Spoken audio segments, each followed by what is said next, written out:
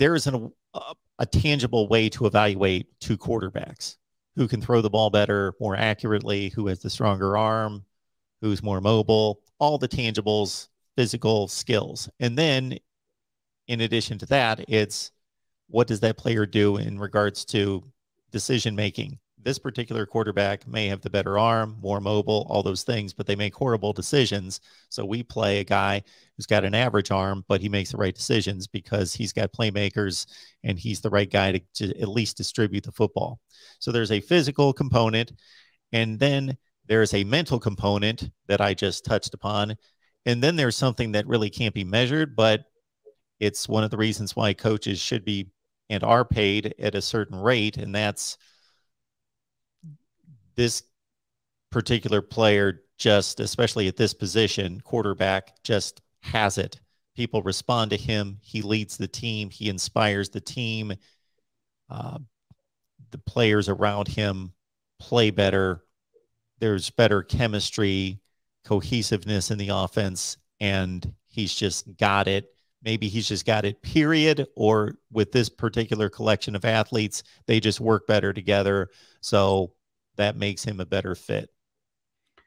Yeah, Mark, I think you hit the nail on the head. I think the biggest one is the intangible that you had mentioned on your last point on just the chemistry is better with Caleb Williams. And I'm not going to really say anything that is going to be surprising here, but anything that I've heard, Spencer Rattler's not a well-liked kid, so I think that plays into it. And I'm not saying that he's a bad kid or anything like that, but I think it shows itself on the sideline. It shows itself in how they played. So I think that's one side of it. They just seem to work a little bit better with Caleb Williams on the field. And I think the other thing, probably the most important thing, is just the threat of the run.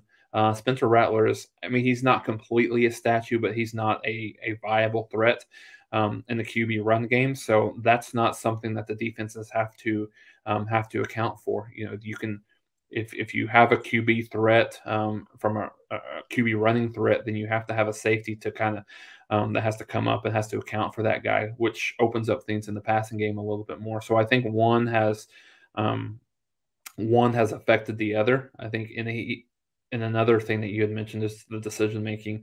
Caleb Williams hasn't turned the ball over, in these game and a half, almost 2 games that he's played, really hasn't even come close to a turnover. So I think that is another thing that you talk about and you think about for Oklahoma, and it just jives better. You could tell that in the game against TCU, the play action game was a little bit stronger. You could tell the offensive line played a little bit better, and that remains to be seen, or remains to be told, I guess, whether or not it's one of those things where they're just naturally improving, or just everything that Oklahoma is doing with Caleb Williams just makes it a little bit better and run smoother. But Kennedy Brooks has ran better, so I think there's a little bit of both sides of it, Mark. But I think when you take into consideration all things considered, it's undeniable that the offense has played much better. Just thinking of the last 6 quarters, what is this? 83 points, 35 against Texas and 52.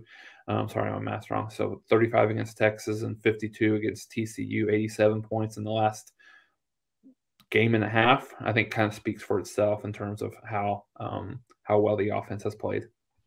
The last comment I'll make on that, and understand this comes from an old guy who loves the days in which Drew Bledsoe or Dan Marino would just stand in the pocket with just superior arm talent and just carve up a defense. But were they any threat to break, contain, and do anything outside the pocket? No.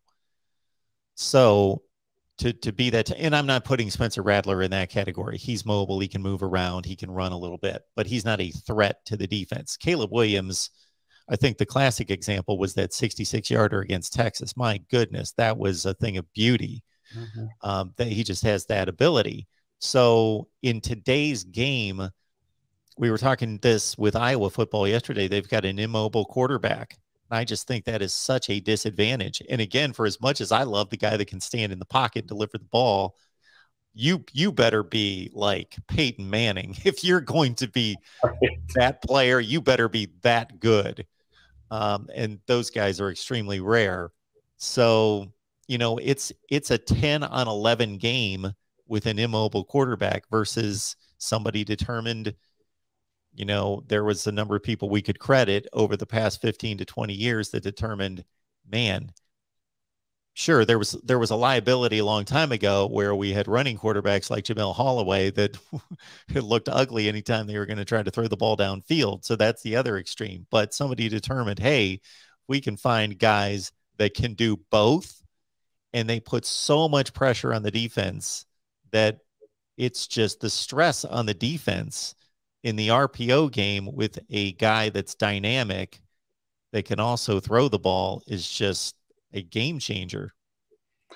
Yeah, no, you're right, Mark. I mean, in this day and age, you have to have at least a little bit of a threat. It doesn't necessarily have to be a true dual threat, but you have to have somebody that is a threat in the run game, at least to a certain extent. I mean, we talked about maybe the best comparison for something like this, a true freshman coming in the middle of the season, is Trevor Lawrence a few years ago. Now, I think us watching Trevor Lawrence, we would say yes, he is a typical drop back passer. However, he does have the ability to run. We saw that, certainly against Ohio State a few years ago as well. But he does have the ability to run. So that threat has to be there, whether or not he doesn't have to be like I said, a true dual threat, 600-700 yard rushing quarterback, but he does have to keep the defense honest from time to time. So I think that's something that, to your point, has to be in your repertoire as a quarterback these days.